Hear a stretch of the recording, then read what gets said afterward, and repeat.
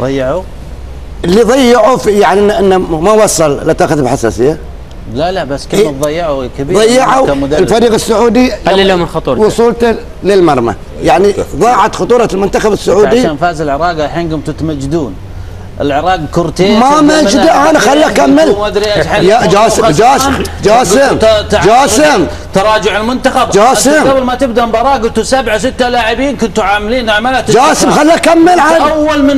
انت اول من قال السعودي. خليه اكمل يا ولد الحلال، احترم كلامي. انا محترم بس خليه خلص. احترم اي خليه خلص. بس خل كلامك واقعي يعني. خلي واقعي هي كان ما في واقعيه كلامك ما في واقعيه. خليه اكمل يا ولد الحلال. تفضل خليني اكمل ولا شلون؟ كمل كتاب. لا تفضل. لا تفضل. لا حد يقاطعني. لا ان شاء الله تفضل. لا قاطعك اذا غلط بغلط. اسمع لا انت ما تقاطعني. ابو ابراهيم تكلم ما قاطعته. كلامك غلط بقاطع. لا مو بكيف تقطع. من انت تقطعني؟ لا قاطع. ما تقاطعني. شوف انا قاعد اشتغل عندك. جاسم علي صوتك. علي صوتي. جاسم علي صوتي عشاني ارجوك. شو ما علي صوتي؟ جاسم لو سمحت. جاسم احترام جاسم الحين.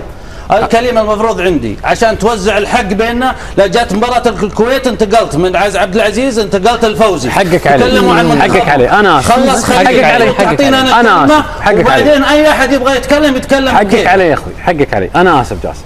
مسحها في وجهي. احنا نحترم بعض يا دكتور. كابتن سلمان مالك. تفضل كلمني.